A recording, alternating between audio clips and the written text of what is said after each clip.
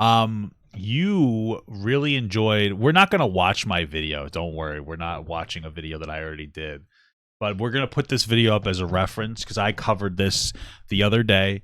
It's about this girl who I think she's trying to be a lawyer. She's in a law class. So she's trying to be some kind of criminal justice something. And she has an assignment, and the subject matter is a little bit of a touchy topic. If you want, you could watch my full video for my full thoughts. But you were in the chat, and you had a lot. You wrote notes. I wrote notes. I was at work, like, grinding down. You can't really see it. She was really like, into all it. my notes. Because I'm actually, it sounds like weird, but I was just very passionate about this subject because I'm passionate about education. Yeah. And I think, like, especially with my profession. Education like, connection. exactly. Yeah. In my profession, like, social work is not pretty. Yeah. Usually, like, the joke about social work, it's not really a joke, but everybody just think that we're CPS workers that, like, take kids away. Yeah. And that's not the case. First of all, caseworkers aren't in, like, the job of taking kids away. Caseworkers and CPS workers, whatever, are in the job to protect children. That was a major burp. I turned my mic off hoping that you didn't hear it. I rumbled from within. Sorry. Go ahead, continue. Anyways, I didn't mean to sidetrack us. I don't even need this.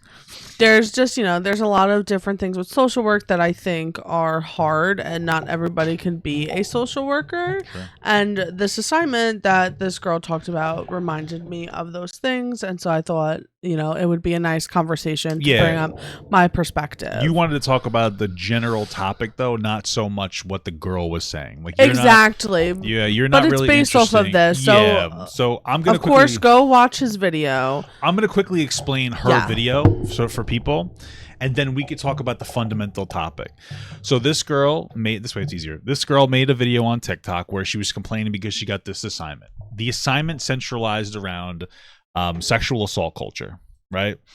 Excuse me, I've gassed it. I'm sorry. And okay, we're not gonna play the whole video or the video at all. But the end here, this is the assignment.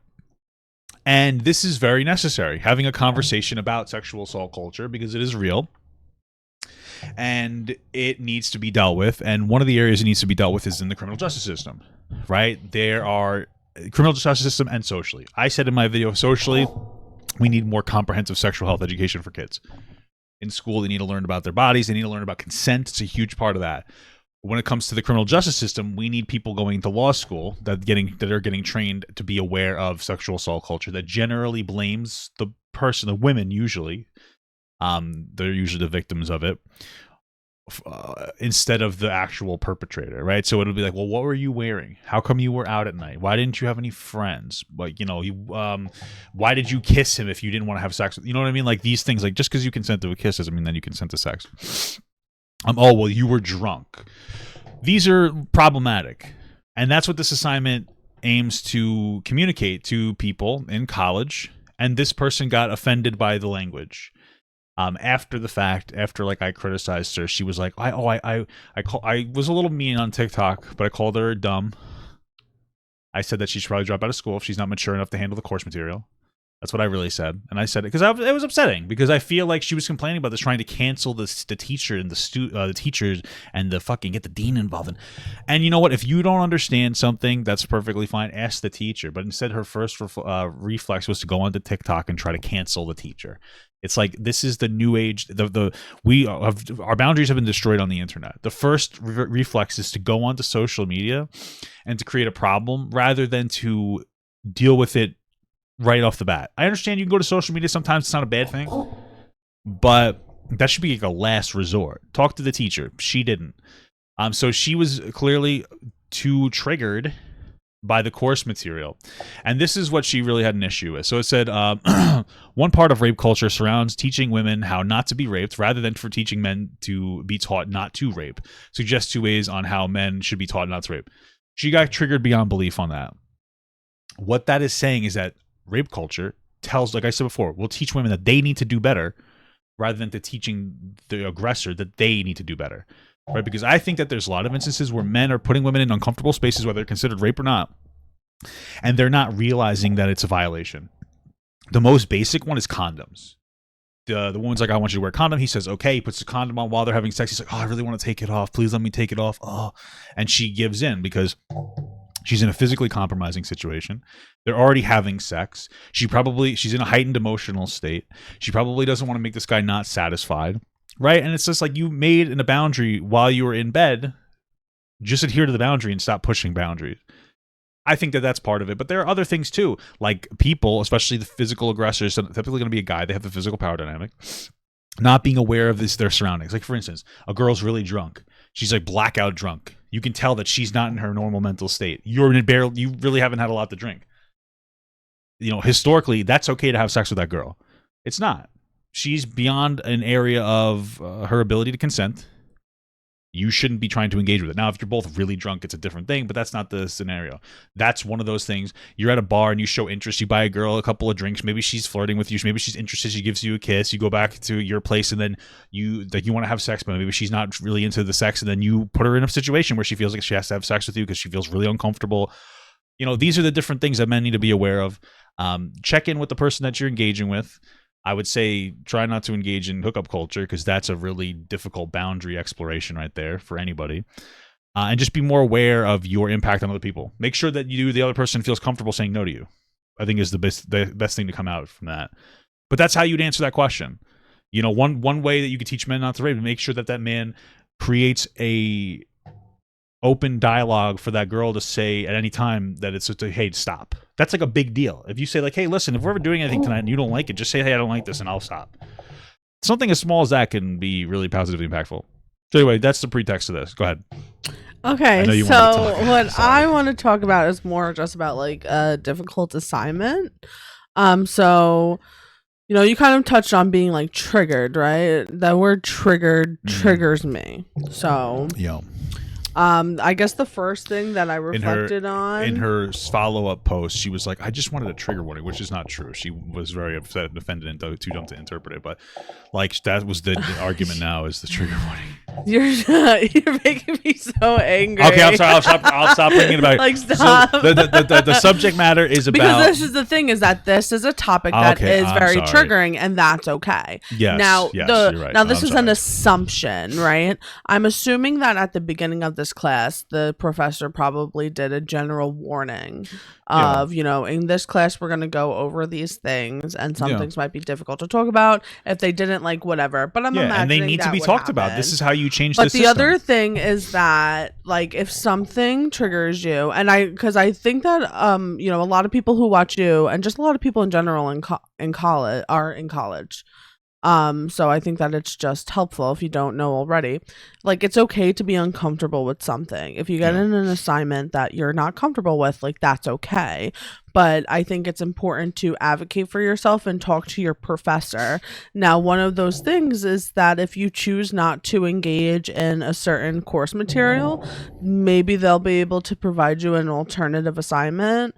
But another natural consequence of that is that it could impact your overall grade or even your understanding of the course material. I mean, if you're in a criminal justice class, and the assignment is about sexual assault, that might be an uncomfortable topic for you, but it's a necessary topic in the world we live in, where there are aspects of the criminal justice system that don't take victims seriously enough. And so if you're not mature enough to, or not even mature, if you don't feel comfortable enough engaging with the course material, I think it's legitimately something to think about of maybe changing your major, maybe not being a lawyer if you can't deal with sensitive topics. Because my thing is if you need a trigger warning on a sexual assault case or a murder case or a child abduction case or a child abuse case in school, how is that going to happen in real life? I don't think you're going to get that when the case comes across your desk. Well, it depends though. And that's one of the things that I want to talk about is that it's okay to have boundaries within your profession. When it comes to school, directly when it comes to school and when it comes to assignments, what I'm saying is that you can advocate for yourself, but you have to understand the natural consequences that either like you might have to do something different to make up for that, or you could just take a 0 and it impact your overall performance in the class. Right. Then when we're talking about the profession, like, yes, overall, it is good to reflect and say, is this the right thing for me? Because it might not be. Sure. When you're also exploring your profession and school, you might come to realize that like you think you wanted to perform in this major, but what you actually want to do would be satisfied by something else. Yeah. So me, for example, I wanted to be a teacher. Yeah. I became a social worker because my mom suggested it. But once I was a social worker, I realized that what I wanted to accomplish as a teacher is what is actually a role of a social worker. Gotcha. Okay. The other thing is that is a way to create boundaries in your job. Mhm. Not all, so we're talking about law, right? So not all Sure, not all lawyers lawyers cover have to all do- things. Sure. However, it's important to also recognize that like you will come into contact with those things that are a trigger for you. And Yeah. like, how do you set up boundaries for that? Like, how do you cope with that? How do you work with it? Well, my thing is that even if, let's say you decide to skip or do something else to take place of the sexual assault assignment in your law class, how is the law, whatever organization you want to work for, how are they going to know you opted out of that? And what if that's a big part of the cases that they want to do? Do you say, oh, sorry, this is too triggering for me to engage with? Or how do they Yes. just not find out? Like, no, here's my thing. Let's say you skipped the class and you did whatever other assignment, and now you're a lawyer, and now the lawyer, your firm says, we need you to cover this, and it's a sexual assault case. Now you have the job and you don't want to say no, because that might mean they're going to move on, especially considering I think it's a very high demanding field, or there's a lot of competition, my understanding, could be wrong. So now you're going to deal with this case, but you may not be equipped to deal with it because you decided to opt out of that class. But the firm you're working at isn't going to know that. So now how do you engage with that? How do you deal with it from that point on? And that's what I'm saying is like natural consequences, right? Yeah, If but you're that's if you're at a job, But that's a consequence for the person that case is being handled, not for as much for the lawyer. Like she's not equipped enough to deal with this person's case of sexual assault. So let's say she's trying to advocate for an assault victim or an assault survivor. The lawyer is not as equipped because she skipped the class. So who does that hurt? do you think that a hurts the person girl, who or would that not hurts be the- able to complete this assignment would like take on a case? Yes, I think that there is a world where somebody, again, you get a job at a firm, right? And that firm will say, hey, this is the case. I'm not saying this is going to happen, but I'm saying it's somewhat likely. You get a job at a case, or you get a job at a firm, and they say, we need you to cover this case. You're a lower level lawyer, so you're not really going to be able to have much say. And so it's either you take it and you do it, or you potentially get moved on or passed on to go somewhere else. I don't think that's unreasonable to say. And then now you're less equipped to deal with something like that. But if it's sexual assault, like, where does it end? Is it going to be murder and other stuff too? Or, I mean, I guess you could just become like an elder law. And that's my thing. There should be a mark on your record that says it can't do like sexual assault.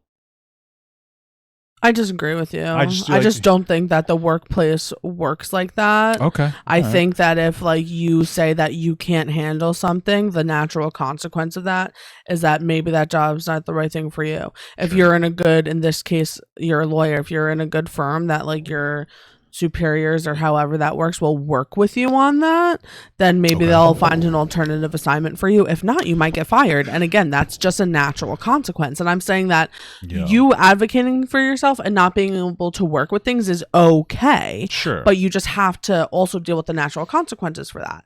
So like for me, for example, I have chosen in my career path that I do not want to become a mental health counselor. Yeah. The reason why I don't want to become a mental health counselor is for this exact reason.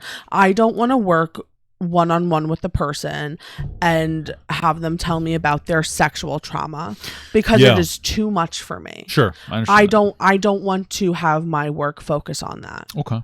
So right now I'm working as a behavior specialist. I'm very comfortable in that. As a behavior specialist, I have a lot of different roles. Yeah. And part of that role is still supporting people who have sexual trauma. Okay. So for me, like I am still facing those like triggering situations. Right. However, for myself, I've put myself in a position where like I am still able to maintain those boundaries and work with that topic in a different way. Right. So It's that's not as really what personal, I get like it. and that's why I really wanted to talk about this from my perspective, and I still have a few other thoughts on the actual assignment. I'm down for it. But My it's thing- just my- the point being that Yeah. you in your professional life you can set up boundaries, but you still will come into contact with those things that are triggering you, Sure. and you just have to find your ways to work through them. Yeah. I don't think that having a flag on this person's like education history matters, because jobs also don't work at your education history. Yeah, that's true. You have to show that you have a certificate, and that's it. Yeah, so one thing I think that triggered me is just the moving to social media right off the bat. And that's a problem to me, because I think that we have a culture of people diving right into social media the second that they're offended, rather than trying to deal with them being uncomfortable. Like, you're going to be uncomfortable sometimes. There's nothing wrong advocating for yourself. I just don't understand why social media needs to be the number one advocation. Agreed. Why do you need to dive into social media when you have other avenues? If you have no other avenue, it's fine. But I don't understand, like, you're offended at your school. Okay, fair enough. Like, you have an assignment that offends you at your class. Okay, I get that. Okay, so what's your first thought? Is like, okay, I need to advocate for myself. That's great. You should advocate for yourself. What's the first thing I should do? Should I go make a social media post calling out the teacher being a horrible, terrible person and telling the dean that they need to make an action? Or should I go to my teacher and say, like, hey, I have an issue with this. What do you think? And then if they don't give you the right answer, then go, okay, let me talk to the dean. And if they don't give you the right answer, if they don't give you like an appropriate answer you feel, then maybe you go to social media. But it's like, oh, let me dive right to social media, because I feel like it's so ingenuine. It's just, hey, I want to cause harm to something that makes me feel bad. Like the other day, we had a problem with our gym. Remember? Because we're fat. No, we've been working out at home. We're trying to save money. I have a whole home gym from downstairs from like COVID times, right? So we canceled our membership like a month ago because it was like $37.50 a person a month. It was very expensive. The And gym they that didn't we offer went a to, lot. I overall liked. The reason why we continued going there is because they have an inside track, but they didn't offer any classes. Yeah. Like the weights, they didn't really take care of their space, and No, they it was just a little increased dirty. the They had- prices. Yeah, they kept increasing. And so we canceled in August. And so, okay, like no problem. Like there was no problem. It was very easy cancellation. They're very nice. They didn't cancel the membership, so she got charged for September. So if I wanted to be an obnoxious asshole, I could have went there, why didn't you cancel this? And started waving a fucking camera in their face. But instead what we did was we talked to them, and then we called the billing company, because it's like the gym has a billing company they use. So we talked to both of them. So from the one, they were like, oh, come in tomorrow, the manager here, she should be able to settle it. The guy wrote it down and said, like, oh, I'm going to vouch for you that you canceled it earlier. And then we called the other thing, and they seemed to take care of it, so we don't have a bill. We didn't go to social media. That's the last thing that we would do. That's ridiculous. I mean, I wouldn't go to social media anyway. I would rather just pay the money because I have actual pride in myself. But you understand my point? Like, why jump right into the first? Like, that's your first thought is, like, let me go to social media and try to cancel somebody. It's like such a weird boundary issue. Sorry, go ahead. I know you have a lot to say. I'm sorry. No, it's okay. I just wanted to talk about the actual assignment. I think that this is a fantastic assignment. I think that one of the things that you didn't really touch on in like your coverage of this is that one of the first prompts in this assignment is to create the situation and describe the people in the situation. I did talk about that. You didn't. Okay, go ahead. Sorry, I'm sorry. So the reason why I think that this part of the assignment is helpful is because if you are, like, people in our chat are saying, like, just because you're taking a class doesn't mean you're going into that profession. That's true. Sure. But regardless, if you're taking a class, it's going to help you with things. And if you're a lawyer, you're going to be somebody defending somebody or something, right? Sure. So by doing that first prompt of creating a situation and describing the people, you're working out your own biases. You're looking at, like, okay, like, what is my go-to of what this person looks like? What does a person who commits sexual assault look like? What does a victim look like? Interesting. Like, are there things that, like, really stick out to you? Because again, if you're a lawyer, you're going to be looking at those things in good ways and bad ways. Sure. Yeah. Okay. Because if you're From my understanding, if you're a lawyer, you're like, I guess you're like creating a story to defend your side. Yeah. You're trying to work with those truths. You're trying to, and then you're trying to put them into a perspective that would win for you. Whether that perspective is honest or not is another story. But and I'm not saying you'd be dishonest in a sexual assault case, but my point is there's a lawyer for each side, the good side and the bad side, you know. So yeah, you're looking at factual details, and then you're putting them into a space to make it look more charitable to your side. Sure. Yeah, so if you're able to assess your own biases Yeah. and discriminations, like that's going to help you. And we do Sure. this in social work too. Like we look at different case studies, Okay. and some of the questions we might ask is like, oh, why do you think they're feeling this way? Why do you think this? Why do you think that? And it's just coming from your own experience. Right. And what it really teaches you is to be more neutral. So, and I kind of talked about this a stream before when I talked about like greeting your clients after Super Bowl weekend. But it's Sure. even like greeting your client after their mom died. Yeah. Maybe your mom died and you were really sad because you had a great relationship, and you go to your client and you're like, oh my God, like, I'm so sorry. This might be so sad. Maybe they're happy their mom died because their mom used to beat them relentlessly. Well, it's one of You those. It's know? the thing where you want to meet the client where they're at rather than to make an assumption. Yes. Like you don't want to over affirm or under affirm. So if you're like, hey, like how are you? And they open up, they're like, oh, well, my mother passed away. It's like, oh, like that's like I'm sorry. Like how does it make you feel, kind of a thing, rather than coming out and be like, oh my God. Exactly. And she's like, well, my mom beat me, bitch. I'm happy. I fucking poisoned her. Mm. I fucking poisoned that bitch. You know? But maybe this question can also help you work out things that you are triggered by and might not even realize it too. Mm. So there's a lot of different levels to why like a question like that is helpful Yeah. to a person. It's a good exercise to be able to, because what I said was it's like, you know, it's a good exercise for you to get a fundamental understanding of how these dynamics work, because as you're crafting each character, you're able to, the story crafts itself, which is a fundamental storytelling thing. Good stories, you don't need to write a good story. You write good characters and your story, and then you present them situations, and that character will interact with the world based on the way that you created them. That's what I learned in like my class and my creative writing classes, because I'm a nerd. Ugh. A game and web design guy here.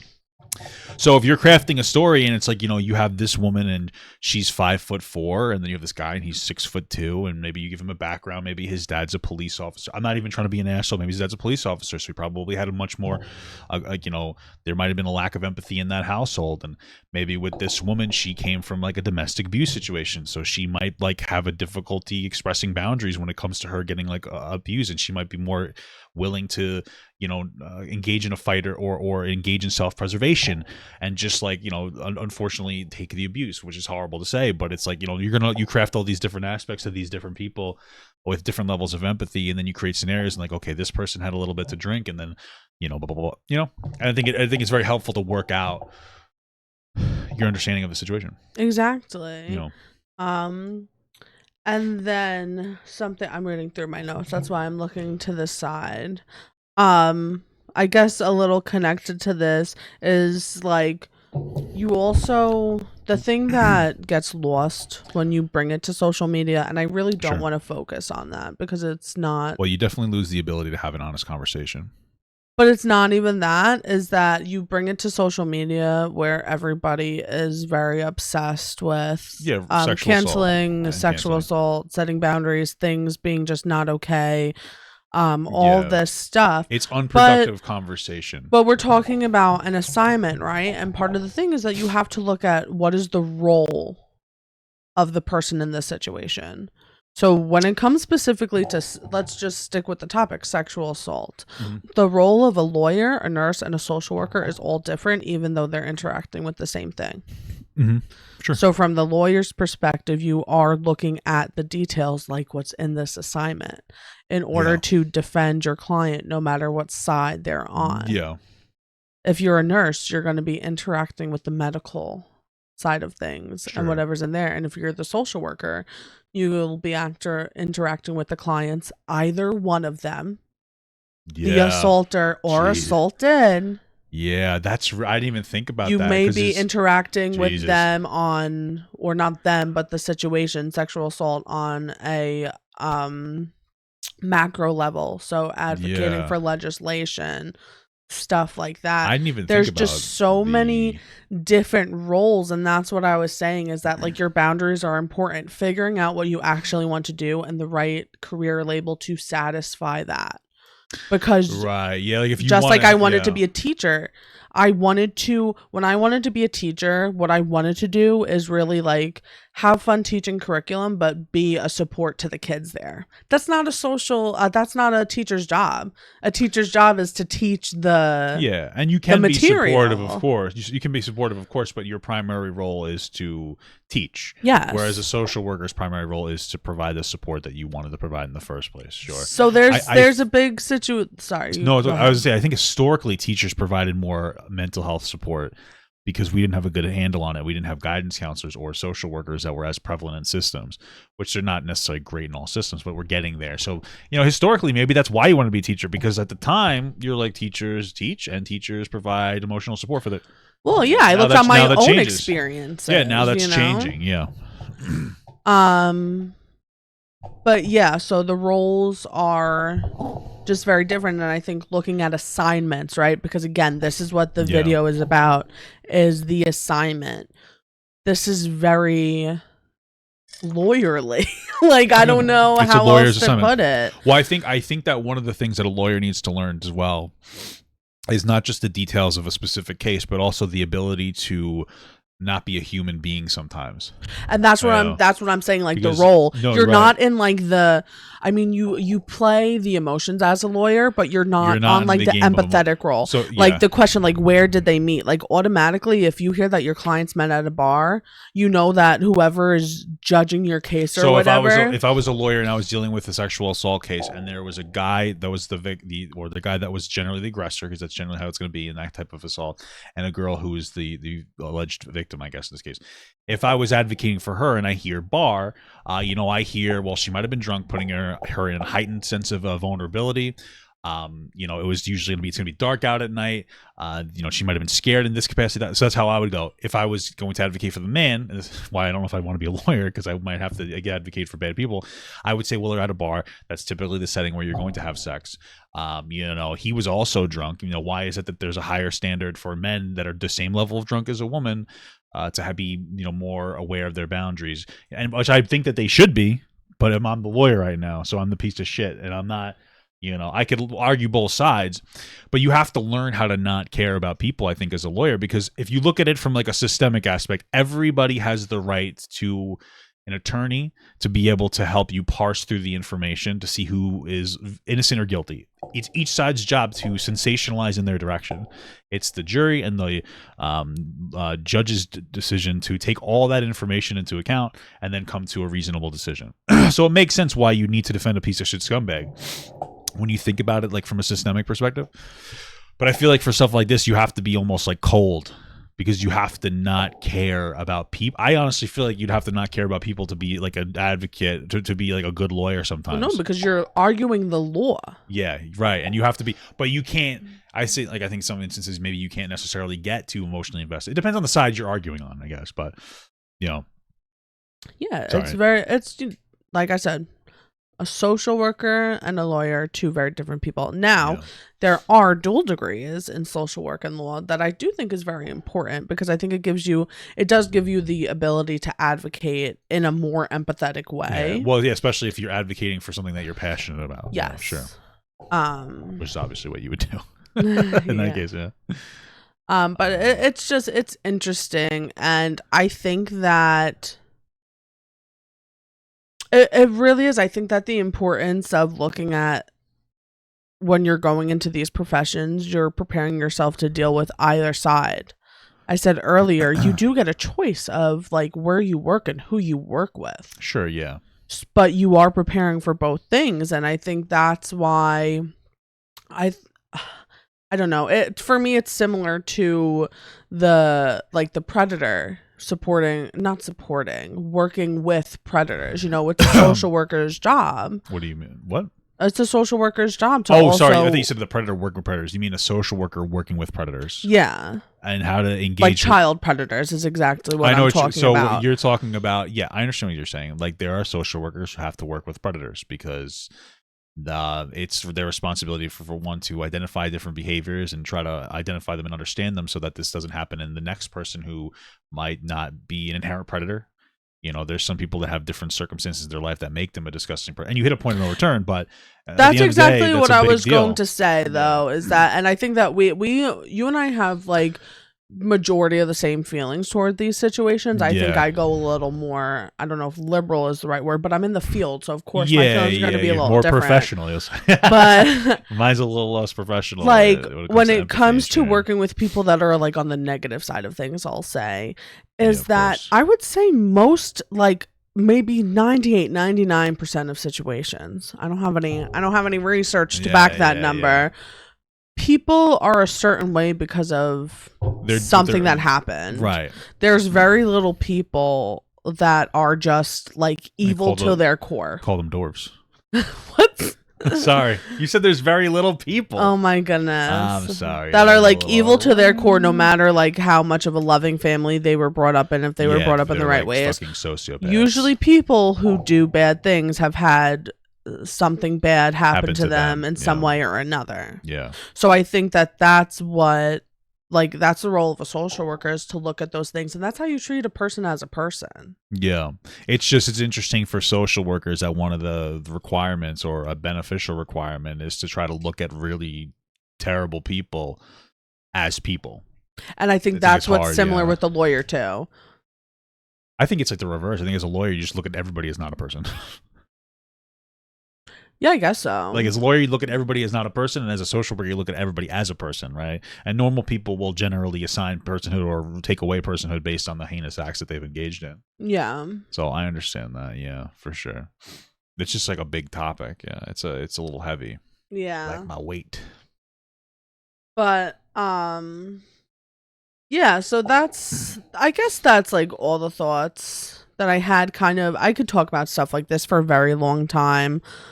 Just some other things that are more specific to the situation I wanted to bring up. Or the comment section on your video. I don't know what's still there or not. Which one?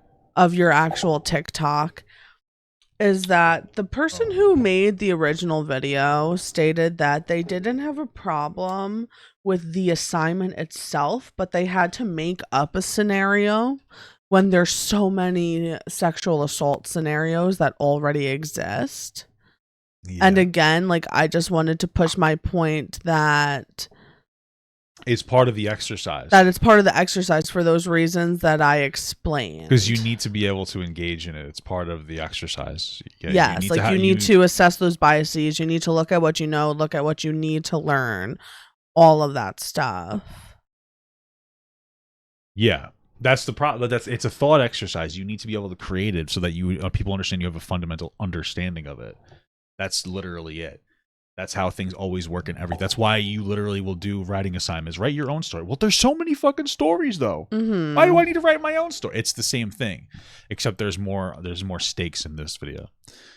And then there was one more comment on there where someone said, "You stink like shit, brother." They said that. Men should be quiet about some topics. And I, again, just want to push. Oh, did they say that? That, like, this is a number one topic where men do not need to be quiet. I don't think that there's any topics where one gender or one whatever needs to be quiet about something. No. That is the most ridiculous thing. But I just don't understand why men being quiet in the topic of sexual assault will help anything. No, it won't. And that's all I really have to say. I feel like that's obvious. Yeah. But I just wanted to bring that point up as well. I think that there's